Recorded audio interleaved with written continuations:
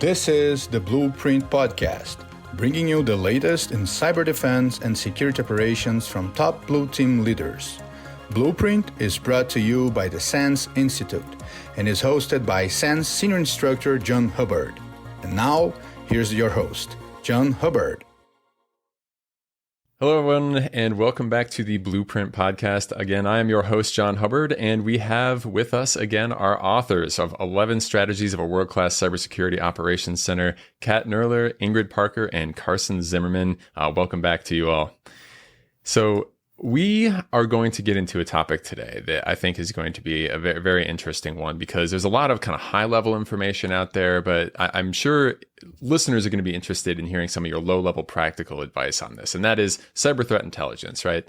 This chapter is called Illuminate Adversaries with CTI, and I always love talking about CTI myself because I am not a CTI expert. I'm a SOC person. You know, I know that's a whole different level of expertise and a different thing that people turn into entire careers, and that is not what I've done. Hang out with those people, but that's about it, and always pick up some awesome stuff when I talk to people who know CTI. And also, a lot of people are confused. It's just what it is, what it looks like, and what are they aiming for. So really excited to get into some of those kind of factors when it comes to CTI. So to kick off the episode here, one of the first things I want to ask is, what is CTI and why is it something that's important for us all to have? Yeah, I'll start there, John. Great to be here again. Cyber threat intelligence, we gave a very lofty definition of it in the book. It's pretty long, actually. And it was the combination of smashing together several different sources for that definition.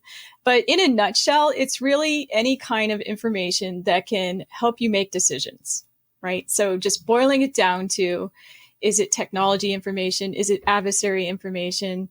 Those kinds of things. It's anything you can use that will help you either find more adversaries in your environment or alert you that this could happen to you. And so that's the easiest way to define and talk about CTI.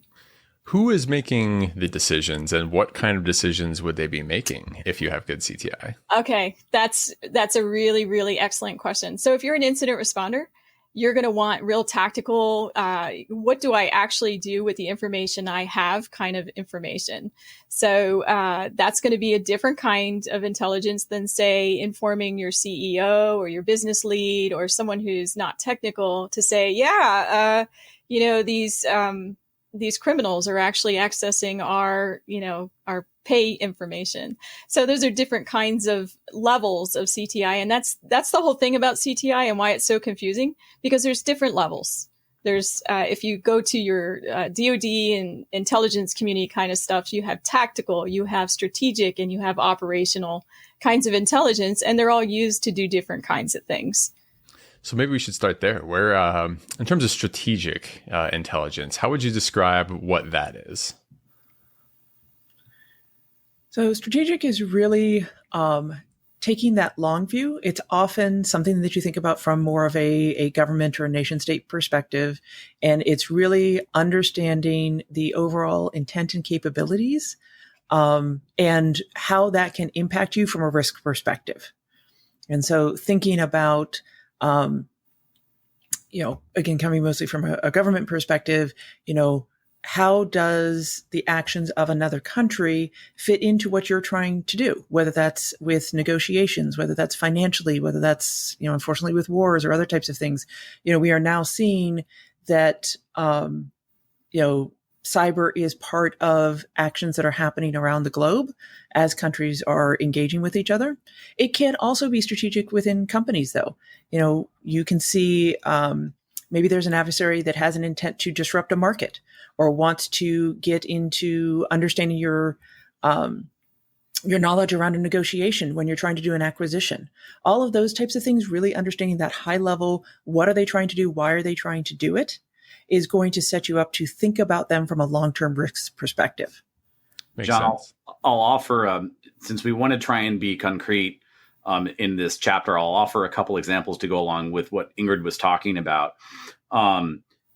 We recognize that there are typically, particularly in very large nations, multiple different adversaries that we associate and attribute to a specific nation. And I'm not going to mention names in today's podcast, simply to say that there are multiple adversaries that are associated with nation state interest for a given country.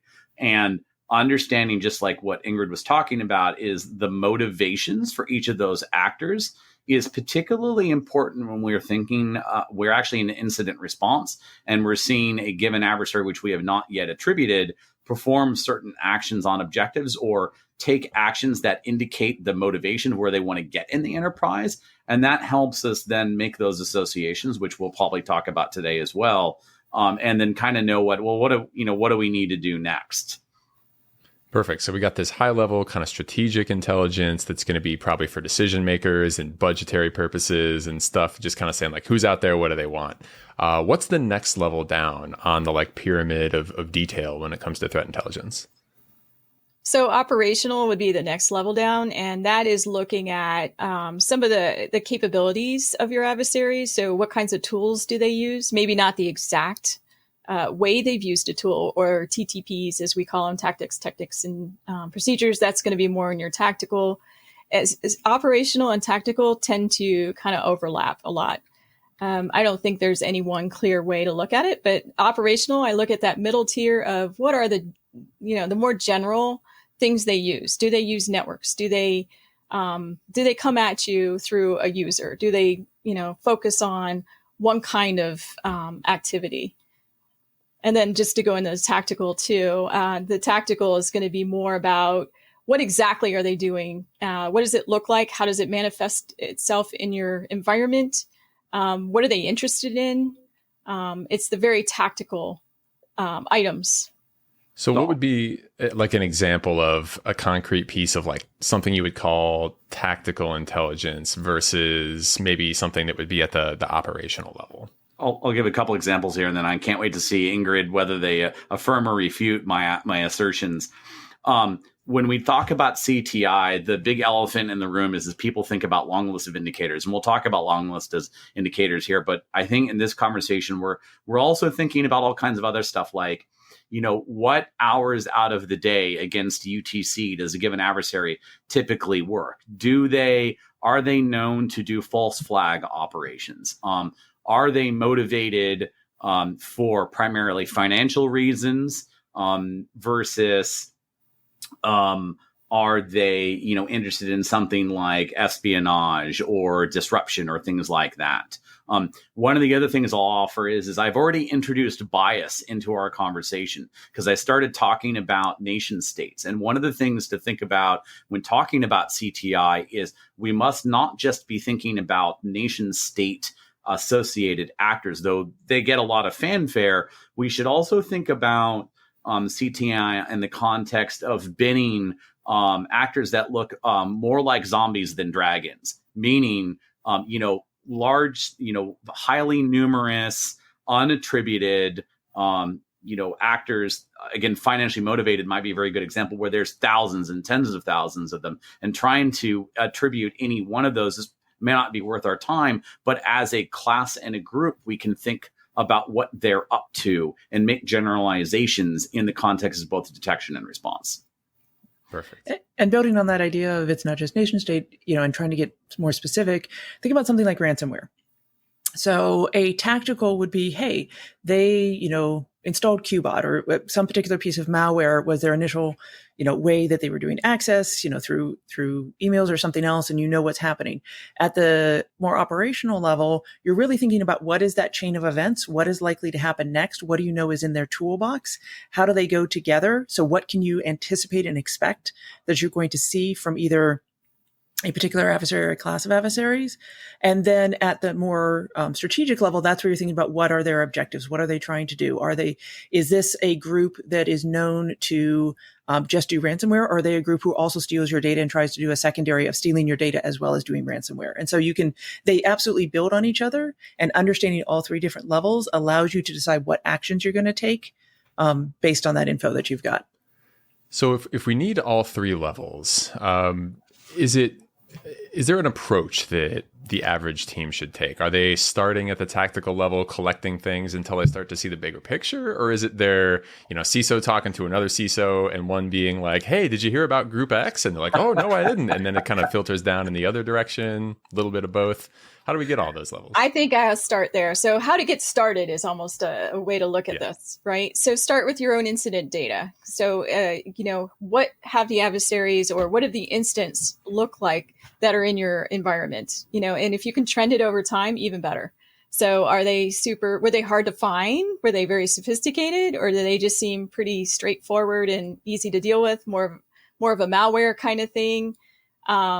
Was there ransomware involved? So starting with your own data is probably the best way to start looking at CTI, because the best CTI kind of looks like what you already have, but maybe then you augment it with other sources of information.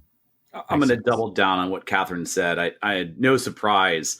One of the ways I think about how can the SOC distinguish itself among any other member of the IT and cybersecurity apparatus in an enterprise, and that is becoming eloquent and conversant in the CTI that is relevant to its own enterprise, and indeed starting with CTI sourced from its own incident data. This is how other people can look to the SOC as authoritative. Yeah, I like that. Is there like a particular, let's see, how can I phrase this? Where, beside your own incident data, really, like where else should we be looking, right? Because yes, of course, we want to be collecting our own, but like, it's going to take a while to build it that way, right? And people don't want to say like, all right, well, I'll wait a year and then maybe I'll have intelligence.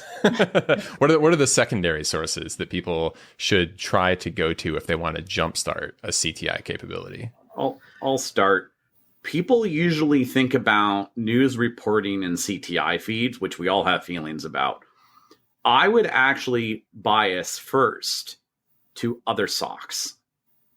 Friends of whoever your SOC's friends are, usually within a industry vertical or geography or both. Some of the highest fidelity tippers I've seen come from partners who the SOC has personal relationships with. And there are a bajillion other benefits from fostering those relationships as well. But at a high level, I would bias there first. Any idea how to make those connections if you don't have those kind of already established? Because either you're a small company or you just don't happen to know anyone. Is there a SOC speed dating circuit you can go on, or something where you can, some place that people congregate where you might be able to make those connections? You can, this may be controversial, but if there are businesses who compete with each other, but don't compete with each other when it comes to security. So they're major players in competing, because they're in the same field or they sell the same kinds of products. But what you can do is almost cold call them, from one SOC to another. I've done that. I've done some cold calls because you get some creds just for showing up when you're in a SOC. So I would start with that, calling other security operations centers. Yeah. I'll offer one. ISACs in the United States, and both in the United States and other countries, the national CERT or regional CERT, germane to whatever country you're in. One of their major jobs, those ISACs and those CERTs, CERT, by the way, is to foster those communities.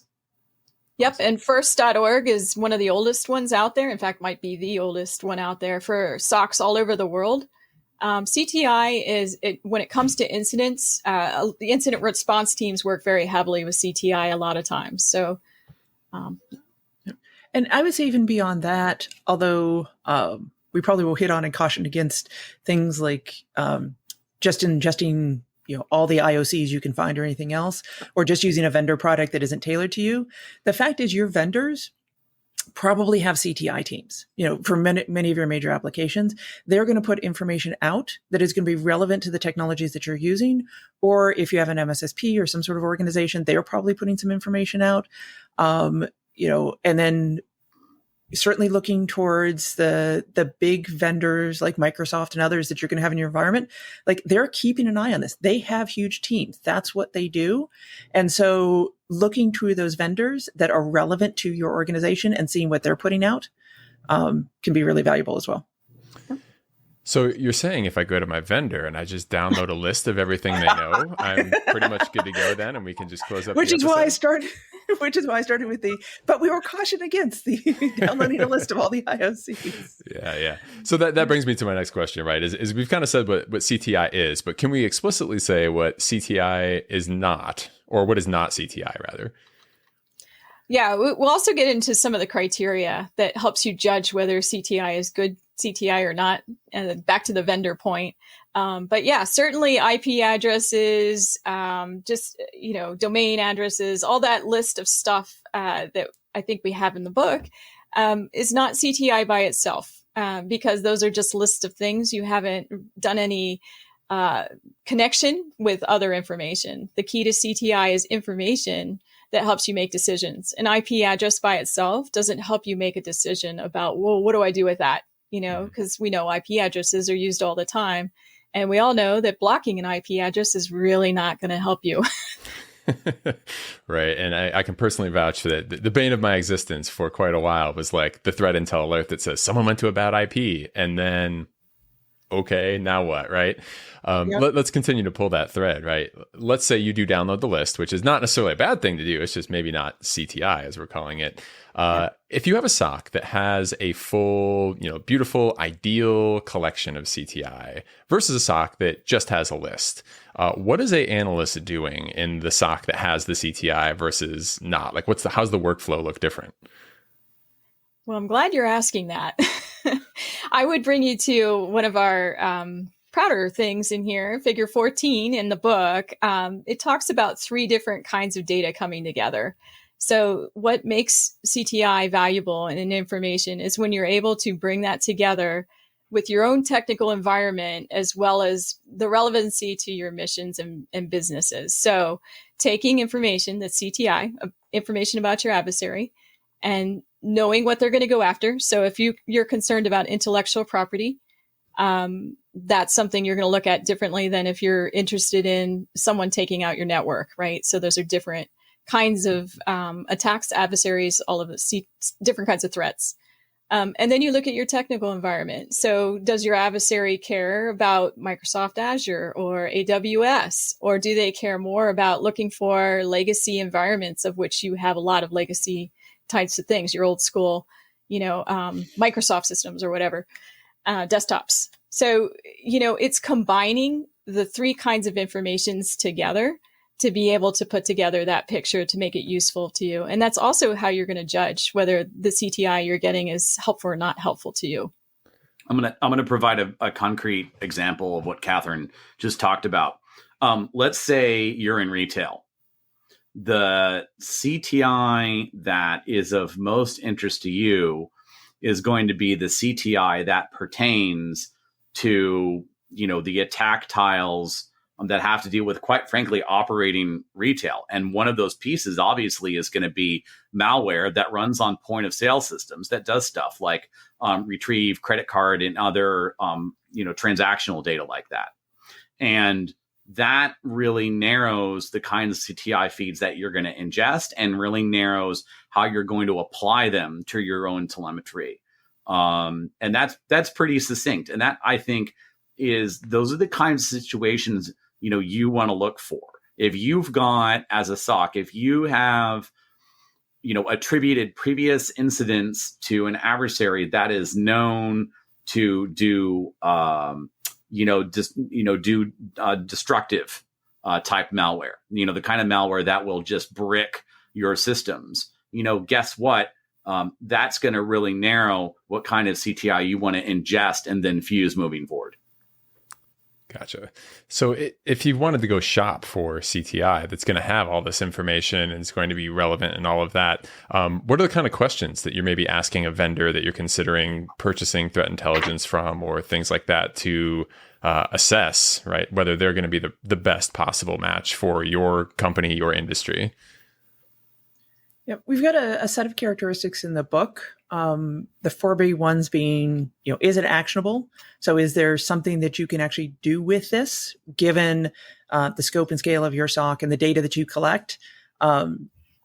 Sometimes you might get really interesting CTI, but if you don't have that particular log, or maybe you don't have a malware analyst who's, on your staff all the time, so you can't act on some of the things that are there, you need to think about that.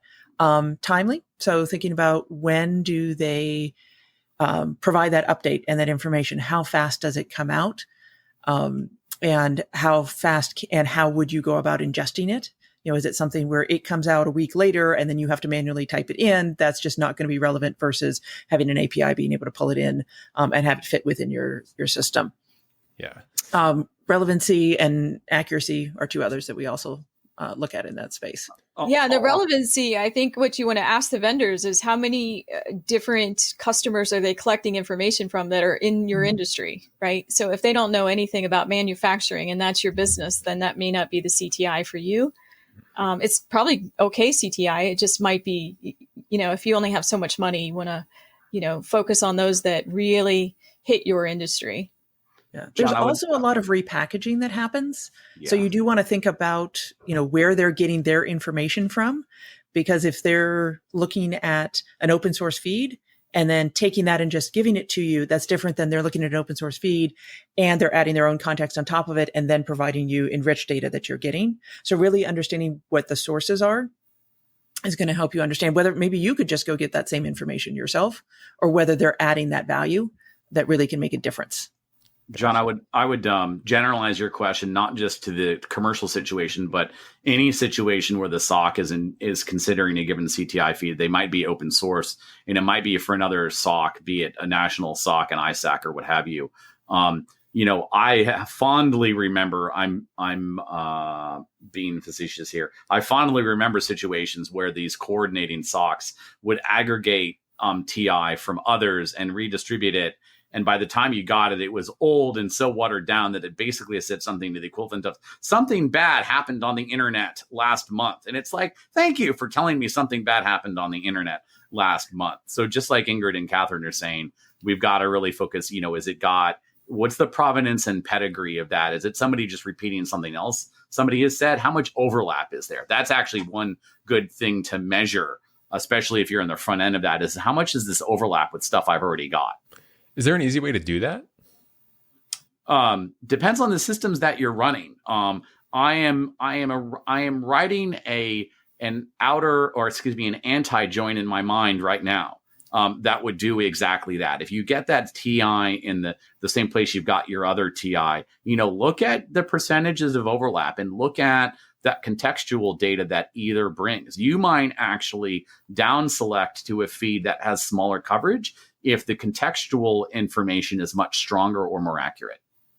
And I will say there is a lot of overlap with open source feeds. That is a really popular thing that threat vendors will pull in, is open source feeds. So if you're just getting a lot of data, that's not necessarily good. You want good data, not a lot of data. But those open source feeds, I would go back to looking at those. They're freely available on the internet. I think we talk a little bit about them in our book, but looking at those and doing a dip or a comparison with what the vendors are offering you. Yeah, that's on page 162. There's a whole list of them. We don't endorse any specific feed. Rather, we take the perspective of offering a whole bunch to get started. Exactly. Perfect. When you're ingesting this data, and we'll get to platforms in just a second here, but I wanted to ask this question first. Let's say you have 3-4 different threat feeds of varying sizes, varying sources, and things like that. As a team, looking at those 4 feeds, how are you comparing them against each other? And how are you making the call of which ones are good enough and which ones you might want to get rid of? Like, what kind of metrics or really anything might you use to say, judge one from the other?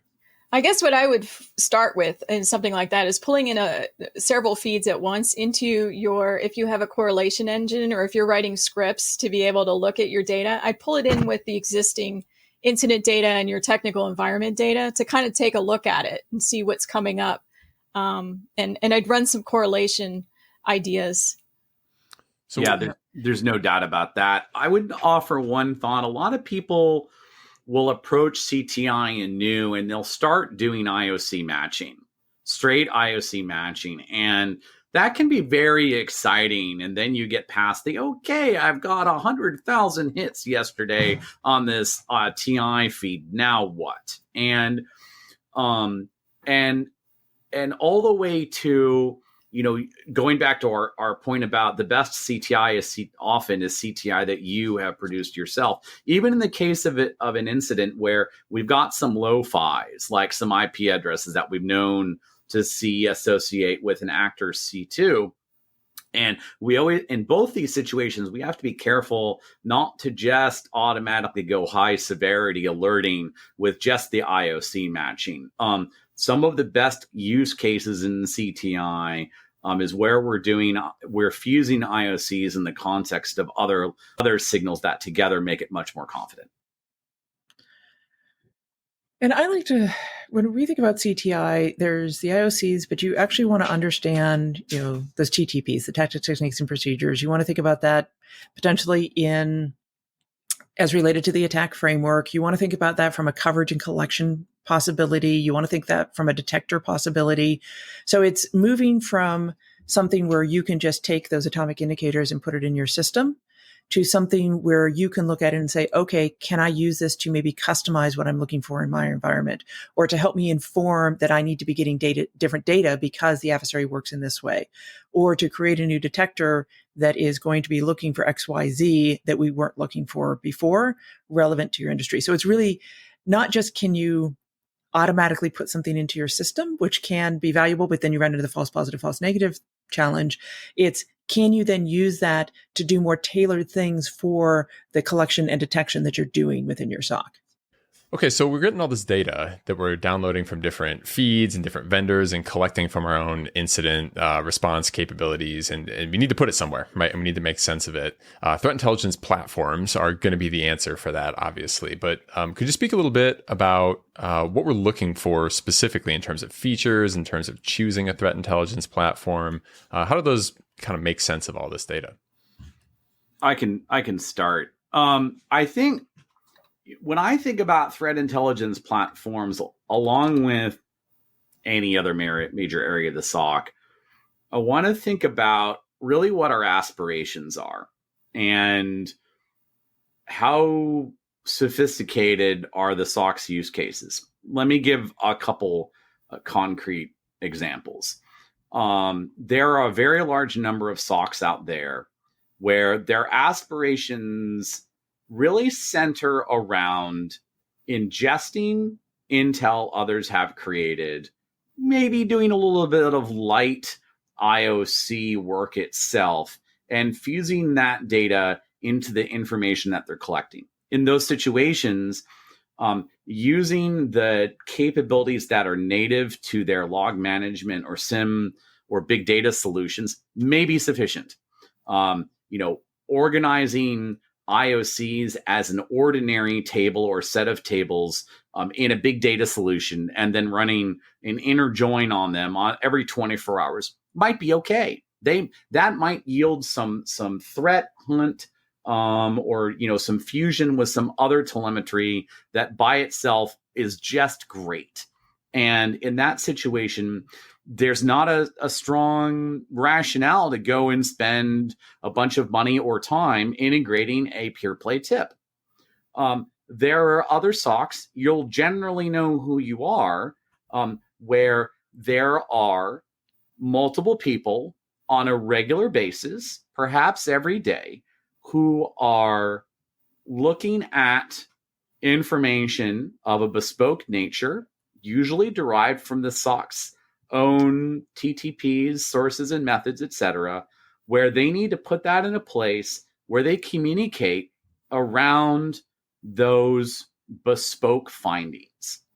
And they'll feel that way when they move from a line of thinking that's focused around incidents to a line of focus around adversaries and campaigns. And you'll know who you are when you start thinking that way. And it is that point in time where I most strongly advise a platform that is meant specifically for managing threat intel, because it comes to a conversation not just about importing and fusing IOC lists, but talking about threat intel routinely. And that's where I think it's the strongest situation for having a tip. And that tip, it might be built into your SIEM, might be built into your case management system. You might have a pure play product to integrate with those others. So in your experience, does that conversation kind of emerge as a SOC becomes more mature, or maybe the other way around, a more mature SOC has those conversations? Is there some kind of correlation of the development of CTI there that it naturally ends in, okay, now we know who these groups are, and oh, it's them again, and oh, here's everything we know about them, and an ability to look that kind of thing up? Yeah, and where that may start is, this seems familiar. I think I've seen this before. And having that persistence of memory. And in particular, one of the areas the SOCs may be challenged is when you've got person A and person B, and they've seen the same thing at separate times, but they don't know it.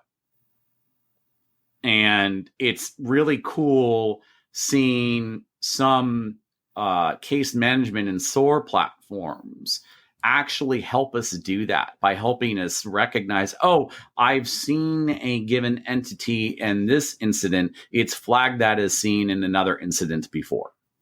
Mm-hmm. Yeah, that's one of the things I think is a core piece of having a threat intelligence platform is like, if you see the same thing twice, that's the tool that should be able to point it out, if nothing else, right? Some ability to say that's the item we've run into before, and make those automatic kind of correlations and pass that stuff out. The other thing I was kind of wondering about this, and I get this question all the time as well. This might be one of those like throw a grenade and stand back questions. Should we expire indicators out of our threat intelligence platform? Oh, I want to do this as just a straight yes, no from each of us. So I say yes. Yes. Yes. Great. Wow. Not a grenade. Amazing. When do we do it? There's no question. There's no question, right? There are IP addresses that or domain names that last only seconds, for crying out loud. No question. Yeah. Now, that being said, we have had like some detectors that have been sitting around for 3 years and have never fired. And then that ends up becoming the thing that is the only thing that lets you know something happened. So you need to think about the kind of, but it hadn't made noise for 3 years. Mm-hmm. And so you need to think about how much noise it's making, how much processing it's taking up, what the fidelity is of what's going to come out of it if it does go off, whether you have other coverage in that area. So kind of moving away from the IOCs, but thinking about detectors as a whole. If you have an area where you have a lot of great detectors, maybe you don't need to have IOCs in there because you've got a lot of other ways to look for something. If you have something, where you just cannot pick a particular adversary's actions up, unless you've got the IOCs, you're probably going to want to leave them in there longer. So I think even for IOCs or something else, it's not an easy, like, oh, you rotate off after 18 months or 3 minutes or whatever it is. You have to think about it from your whole collection strategy and your whole alerting strategy and figure out where it fits. Yeah. So where a platform's useful is, along with the campaign idea, if you find that your organization is trying to figure out patterns and trending over time, and your traditional incident response data is not giving you that information, that's when you start looking at maybe we need this more sophisticated way of analyzing. Because really a tip is all about that, is what else can I analyze? How can I bring in more data sources, different data sources, and compare them with our data that we already have? So that's what a tip buys you. It's more sophisticated analysis that you can do. The other point I wanted to make is there's a lot of security operations centers out there who pull in CTI and then don't use it. So let's talk about. I want to talk about that. Okay, that's one of the elephants in the room. One of the things I've seen many SOCs do is to stay in the newsletter business. They'll have one person, and all that person does is read the news, summarize it, and redistribute it. And that's all the SOC sends out to its constituents every day. And it's sort of like, where is the relevancy, right? Why do I care about this? Ooh, it sounds sexy. So what? Yeah. So when you're figuring out whether you want CTA or not, it was back to the question you actually brought up early, John, which is who uses CTI? An incident lead or an incident responder, they're not going to use a newsfeed. They don't even care about that. They're probably going to be interested in the streaming data that looks like their environments or, sister socks. So you really have to think about your audience, which CTI is all about. Who is your audience and what do they need it? Newsletters get read maybe by some executive somewhere, right? And do you want them to call you? Right? Like you put something in there. Oh, this is really bad. Great. They called at 7:00 tonight. What are you going to tell them that you're doing about it? This is actually. Although there is a case to be made for, hey, there's something going on in the news.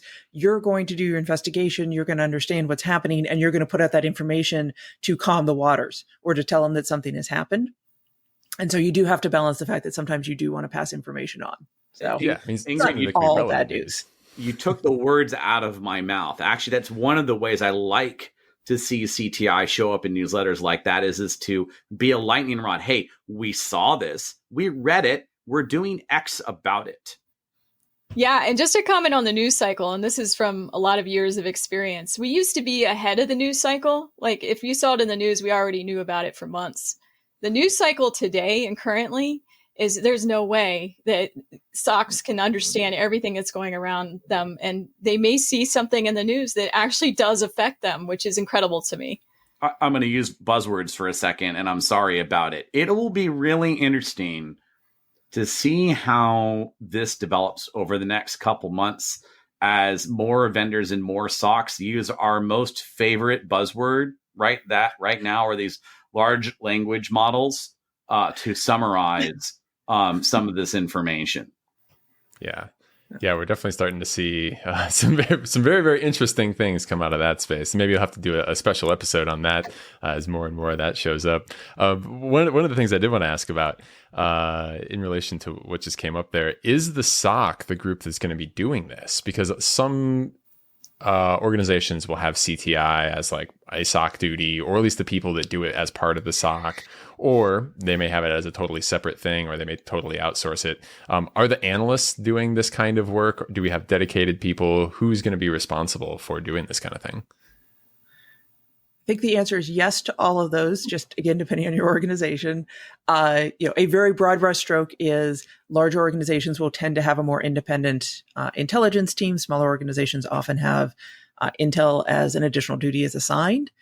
I've been working with a number of smaller SOCs, though, where they are now finding this to be such an integral part of what they do that they are, even on a small team, looking to hire somebody who is experienced in this space, or, take somebody, transform them into this space, even if it's just a half-time role, trying to say, there's a multiplying factor to this, that if we can get this intelligence, that means that we are more likely to find the things we're looking for, less likely to be looking for what we're not looking for, and that it's worth putting the time in versus triaging a whole bunch of stuff that is just garbage. This actually can make that a little bit more clear. So I am seeing smaller teams that are starting to bring in dedicated analysts. The other thing to keep about is sometimes threat intelligence is not just done within a SOC. You may have intelligence that's done in other parts of your company for other reasons. And I've seen some confusion in terms of what that team might be able to do. Like, should they become your cyber threat intelligence as well as your corporate intelligence organization? And that's a really interesting discussion in terms of what level of technical expertise does a threat intelligence analyst need to have versus something else. But I've seen that as well, where you sometimes are going to get other parts of your company that are doing this that are even outside of kind of that IT realm. So as usual, it depends. Lots of different ways you can do this, but that's a great point, John, is that not the intelligence doesn't always happen within your core SOC team. Yeah, and I think that feeds perfectly into something Kat mentioned she wanted to say as well. Before we were recording, you had mentioned it's not all tech information, right? There's some other kind of aspects of this. Can you tag on to what Ingrid was saying there and kind of continue on with that thought and explain to the users the listeners what you were thinking with that statement? Right. So bringing together these different kinds of information, just back to that thought of, so Ingrid's mentioning business intelligence. If you have a business intelligence unit, I mean, I got excited. I was like, really? People do that now? Because I would immediately be over there in their organization saying, what do you guys do? and so where the rubber meets the road is about how do you translate what a traditional intelligence analyst does into the technology. And that's the hard part. That's why you really need to understand. You need a technologist there who can translate and say, oh, okay, so when this point of sale system hits this malware, this is what that looks like. They're trying to collect this information and put all the pieces together. Is that what you mean? Yeah, definitely. I mean, that's what I was thinking, along the lines of where's the holistic picture of threat intelligence, starting and ending. So yeah, absolutely. Carson, did you have something as well? I do. I have feelings. I usually do. Share them. I have always been a strong advocate that the cyber threat intelligence function, if one exists, needs to be in the SOC. Well, going along with what Ingrid stated, that might be a separate team and it might not, depending on how big and sophisticated you are. I have found with SOCs where the cyber threat intel function sits somewhere else in the enterprise, it becomes terribly disjoint and self-serving from operational realities, and I strongly advised against it. Here's a caveat to that, however. There are other areas in the enterprise that may be very related to the SOC and its intel function, and that is an opportunity for collaboration. Let me give you a very concrete example. Let's say you as an enterprise have a commerce and payment system that interfaces directly with customers, right? Direct sales. There's going to be fraud in that commerce system. And the way adversaries perpetrate and perpetuate that fraud is going to have some overlap with ordinary cyber threat intel, right? Where are they coming from? What are they doing? What are their motivations? Once they have succeeded in their fraudulent payment or intentional non-payment, what are they then doing through the enterprise's capacity that they've then purchased, right? Or the things they've purchased? What are their motivations? And that's an opportunity for the people doing threat intel and hunting and whatnot in the SOC to collaborate with that other team. So just because I advocate for cyber threat intel being inside the SOC doesn't mean there won't be other types of threat intelligence apparatuses elsewhere, particularly in larger enterprises. So believe it or not, I totally agree with that. When I was getting excited about business intel, what I immediately thought is the SOC could really use that information. So I should have finished my thought there. And actually, I think it's really important that security analysts, that you're in a SOC, don't just focus on the technology information. So if there's nothing else that you take away from today's conversation, is that the universe is much bigger than technical information within a SOC, and that TTPs aren't the only answer, and they aren't the only way of informing how you do correlation and look at your business. If you look at banking and what banks do to do fraud detection and that kind of stuff, they put data together, such as where you're physically located, with a time of day, with your credit card, and then they come up with something and call you, right? This doesn't look like you, is it? Right? It's looking at these non-traditional ways of how your business unit runs and augmenting your current TTPs and how you do things with other data, other information. That's what I mean about intelligence and information informing your decisions in a SOC. Gotcha. And how do you feel about, in terms of collecting all of this and putting together a big picture like that, attribution? Is that something that for every SOC, are we trying to say like, oh, it was that country, right? Or are we just trying to back up a little bit from that? What should we expect, as the average organization that's not like a government with access to wide-ranging data? We spent a lot of time, as with many topics, talking about this. And in the book, and what we landed on is really the difference between association and attribution. And really, for a SOC, most SOCs, again, outside the government, really don't need to know, hey, it was this particular person behind the keyboard sitting in this city, in this country, whatever else.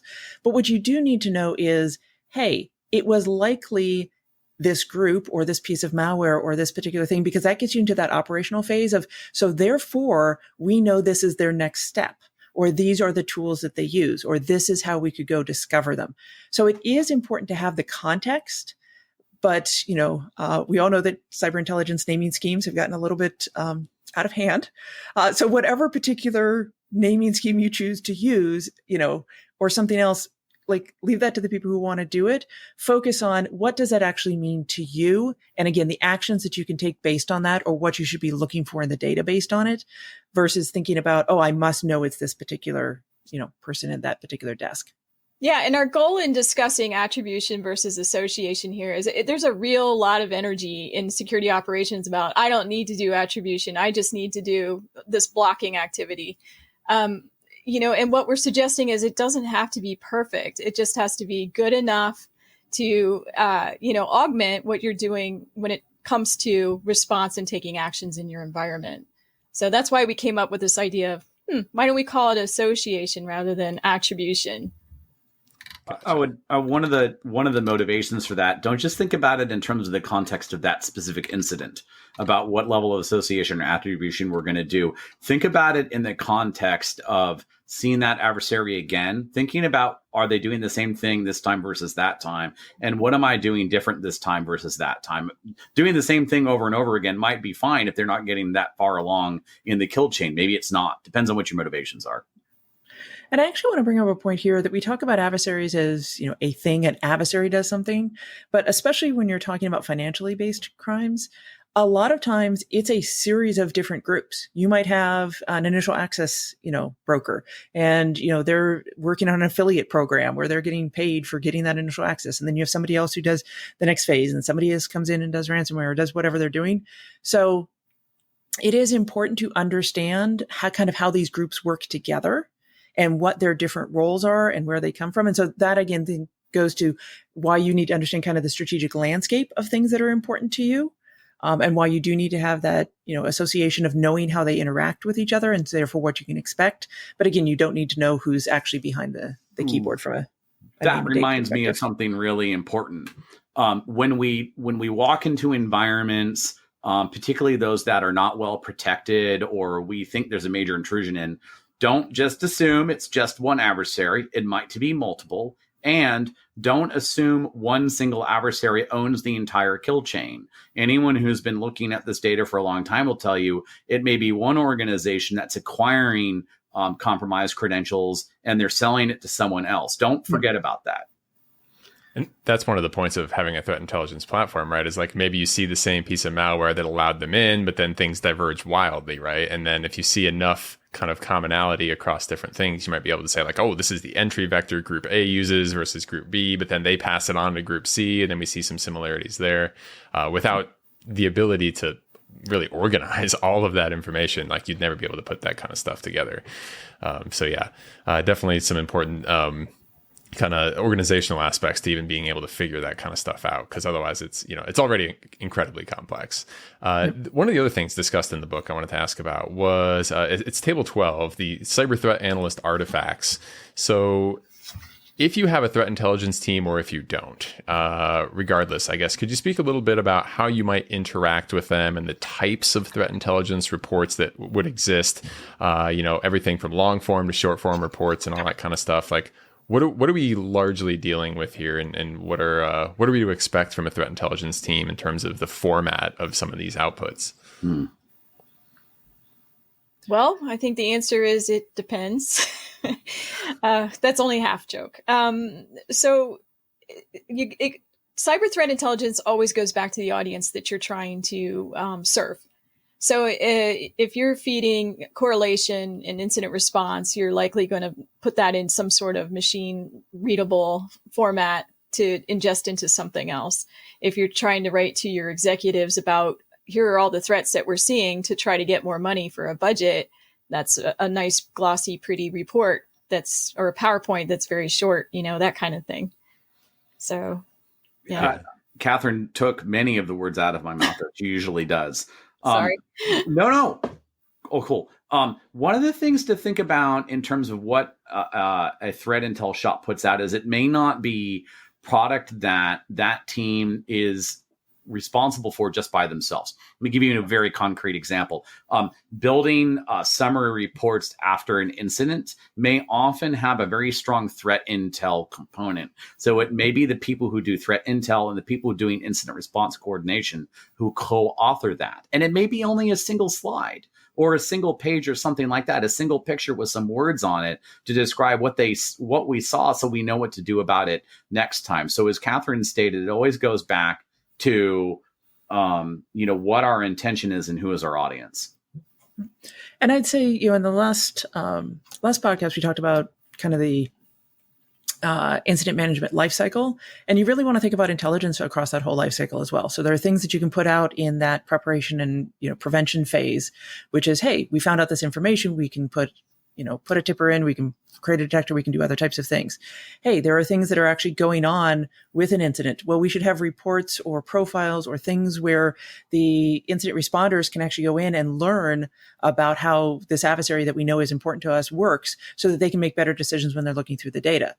As Carson was just talking about, it can be part of writing up that reporting, doing part of the things. And then it comes into your lessons learned at the end, where you actually want to think about, hey, did we even know that adversary was somebody that was on our model? Do we need to update our threat model? Is this somebody we need to get more information about? Is this somebody that we can now protect against differently as we start the cycle over? So threat intelligence happens throughout everything that your SOC is doing through that whole life cycle. There's one other point I'll make here that I just came to my mind is both in terms of the work that the SOC does and the analytic product it provides, we always must be cautious about not creating shelfware. Specifically, the SOC can spend a lot of time doing intricate forensic analysis of an incident purely for the purpose of saying, yup, it was adversary B again. Like, we've seen this 30 times in the last 3.2 nanoseconds. Like, a lot of times this can feel both laborious and a waste of time. If it is, don't do it, right? I've seen SOCs trim a very large percentage of their overall analytic workflow by simply saying, why are we doing this to ourselves? Let's stop. Yeah, I think I've seen that advice given in the form of a presentation. I think it was Chris Cochran that did a presentation on what he called the EASY framework. And I think in that presentation, he said something to the effect of, if I'm making threat intelligence, I'm going to hand it to you, and then I'm going to ask, what are you doing with it? And if you don't have a very good answer, I might not do that thing anymore, right? Regardless of whether I'm misquoting or not, right? That's kind of the thing I think you're getting at there, is if you realize you're creating work and that work has no effect on the environment, doesn't make anything better, right? That's a good sign that maybe your time is better spent elsewhere, right? Exactly. So, I think to close it up here, the only question I had left, unless we had anything other kind of burning statements we wanted to make, is I did want to ask everyone, what are the things that you're looking at every day in terms of just staying high level, situational awareness? Are there podcasts you listen to? Are there news sources you go to, social media, anything really? How are you keeping yourself up to date on a daily basis? I can answer this. And I'm not going to name any specific, news sites, though I have my favorites, and there are a number of aggregators out there, for example, is where I'm focused every day are threat intel and threat, cyber news generally, that will translate into my team needs to go do a thing. We need to go deal with a new, and usually that takes the form of a new vulnerability that is out or a new campaign that is particularly pertinent to the infrastructure I'm running. And those, if I'm looking at that right, that translation from news or intel to I need to go spin an incident is going to be non-zero, and it's going to be non-zero on a cadence that says I'm looking at the right stuff. Perfect. Anyone else want to chip in on the daily, keep yourself up to date kind of a cycle? Yeah. So I use a kind of an aggregator. I bring everything in. I just do quick scans through, what is likely, because I work for an MDR right now. So we're looking across customers across multiple industries. So I'm really focused on what are the big things that are likely to be impactful across everything. Also, as a manager, I'm looking for things that are different than the day-to-day tactical types of things. So I'm looking for what are we going to get questions on? What is a customer going to want to know? What are people going to be looking for? And then honestly, internally, like one of our Slack channels is security nerds. And that's where everybody posts like, hey, I saw this, I saw that. This is cool. Something else like, I almost don't have to have my own separate newsfeed because so much stuff shows up there. But what I look for is, has more than one person mentioned this? Like, is this something that's just kind of getting a little bit of traction? To Kathryn's earlier point of, there are plenty of things that show up in the news now that you have not seen or you're not aware of until they start hitting the news cycle. We also, have Twitter feeds that we bring in. We have all kinds of other stuff that we bring in, and we're looking for something where there's a little bit of a buzz around it, a little bit of hey, this might turn into something where we need to take an action, because it is popping up. Now you have to be careful because a lot of these aggregators, the source comes out and then you have like 15 different organizations that report on that source. So you try and get back to, that's one thing I would say is try and figure out how you can get to source reporting versus the broader news agencies that are re-reporting something that's already been seen. Awesome. Yep. Yes. And I do all that as well, without going into the specifics of the aggregators and all that. And also I look for what actions can I take to do these bigger moves. So like strategically, are there some things that I need to do to preempt something or guess to anticipate something might happen? One thing I'll say about incident response is you never know which incident's going to be the big one, so to speak, the one that everybody's concerned about, so keeping your pulse on what's happening outside is super important because you never know when it's going to like personally affect you suddenly. So that's the only thing I would add to that. And I actually want to say one more thing is we've talked about CTI as a discipline, which it has become about being, small, big, everything else. But the fact is in many SOCs, even if you don't think you're doing CTI because your analysts are reading news reports every day. They're processing information. They're going, hey, this is cool. This is new. Hey, have we looked at this? And so just be aware of what you natively have as a capability based on the curiosity of your own analysts and leverage that as well. Make sure that you're taking advantage of everything you can with it. Perfect. All right. I think that brings us to the end here. Lots of really rapid fire good stuff here. I hope we hit what people are looking to learn on CTI. I know I feel like I did. So awesome conversation here. To wrap it up, I think the theme of this whole thing, Carson summed up very well near the end there, is like, look for stuff where it's my team needs to go do a thing, right? Not just we're collecting to collect. We're collecting because we want more things in our threat intelligence platform. It's stuff that you can actually make a decision on and drive some kind of useful action that makes security better. So on that final thought, I will say goodbye to everyone. Thank you again for joining us. We're going to be back next week with Chapter 7, which is select and collect the right data. So we will catch you all then. And thank you again for listening to Blueprint. See you and thank you.